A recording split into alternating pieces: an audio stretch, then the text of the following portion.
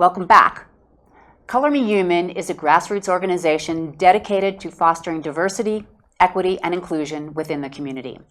Through education, advocacy, and community building initiatives, Color Me Human works to address systemic racism and discrimination, amplify marginalized voices, and create a safe and welcoming environment for all. Here to tell us more about Color Me Human is board member Lolo Stone. Welcome, Lolo. Thank you. So Color Me Human is a relatively new organization in Nevada County, and though many of us have heard of it, I don't know that many of us exactly know what you do. Can you give us an overview? Absolutely. We've been around for 4 years, started during the pandemic, and we existed to boldly address racism and discrimination in this community, in this county, and do education programs. We were working in schools, we were providing trainings, hosting community events. And so some of that effort sort of stalled during COVID, picked back up on some level, and we're regrouping as an all-volunteer run organization at this point. Right. Similar to a lot of organizations in Nevada County and beyond, I'm sure. So can you tell us of some of the events and some of the projects that you've worked on recently? Sure. And how people can get involved? Yeah, absolutely. So we just hosted our MLK Day potluck today, just coming from there, and it was amazing to see 75 community members come together on this day to honor and celebrate Martin Luther King, and really to show support of his legacy of justice and equity, and really show their support for this community. And so some of the takeaways for me are the community wants to come together. They want to be a part like this and do something. And so that's why we're here. That's what Color Me Human is here to do. Right. Specifically, how are you working in the schools? What kinds of initiatives have you started there?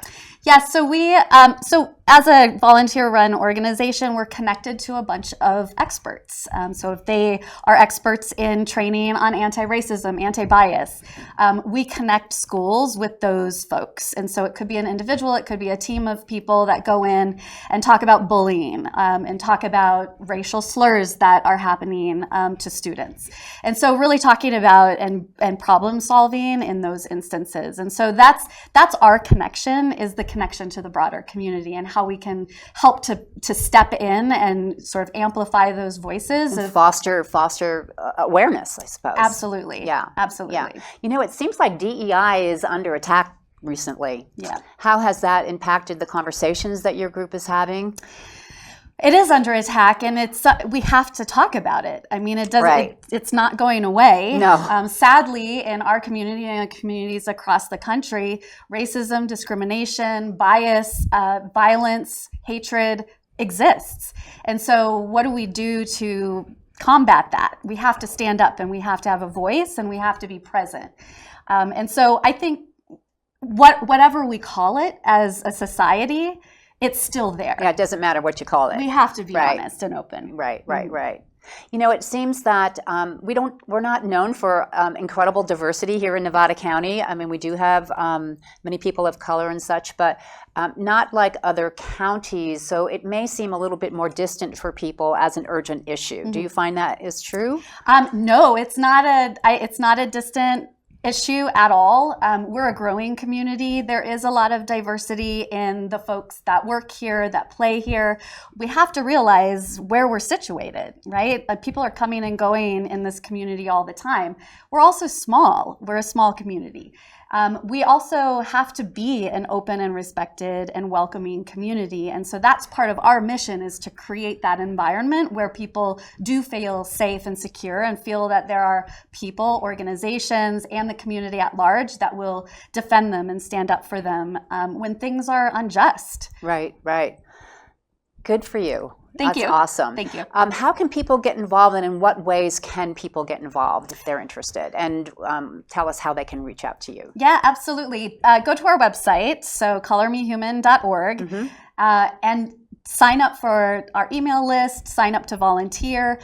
Like I said, we had our community gathering today. We're going to be doing more of that. We want people to come together, to problem solve together, to talk openly and honestly about the issues that impact them, their families, the community at large, and come up with solutions together. I mean, that's the big thing, is like, what do we do? How do we problem solve together? We're in this together. And in the spirit of MLK, community is huge, and doing this in the spirit of love and action, coming together as a community, is so vitally important.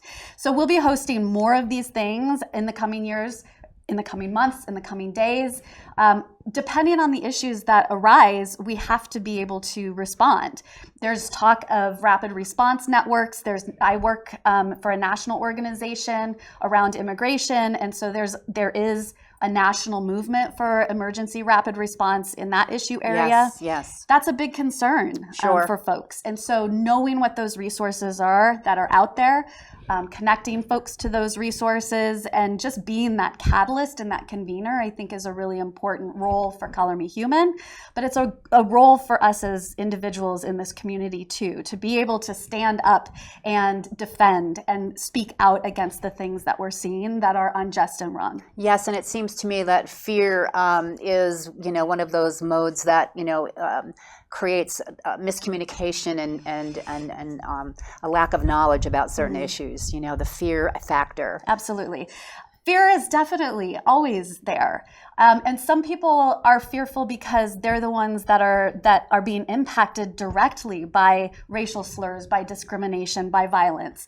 And so if somebody is fearful and not feeling safe themselves, where can they look to for somebody to help them? And if you're a student in school and you're facing discrimination and bullying, find the adult in the room. And if the adults aren't standing up, find somebody else. And we need to be those people that can stand up. If you're at the grocery store and hear something, a racial slur in a grocery store or online, stand up and defend and say, this isn't who we are as people. This isn't who we are as a community. Right. So people need tools to know what to do in those situations. Yep, absolutely. If I overhear something in a grocery store, for instance, do I just let it go, or do I say something? If I say something or do something, what do I say? Right. Yep. So that's very important. And that rose up today in our community gathering, is an area where I think Color Me Human can really have impact, is to provide that training for folks, to bring people together to say, what is my response? How do I respond effectively if it's online, if it's in person? What do I do to de-escalate a situation if it becomes aggressive or violent? And provide people with those tools, but also provide people with a network of other people that are around, people, right? So that you can say, I don't feel personally comfortable doing that, so I need to reach out to somebody else because I know they're there in the community and I know they'll help me. Yes. I love your passion. Thank you. You're a wonderful spokesperson for this organization, and I wish you well, and I'm going to be going to your website very soon. Excellent. All Thank right. you so much. Thanks for coming, Lola. Of course.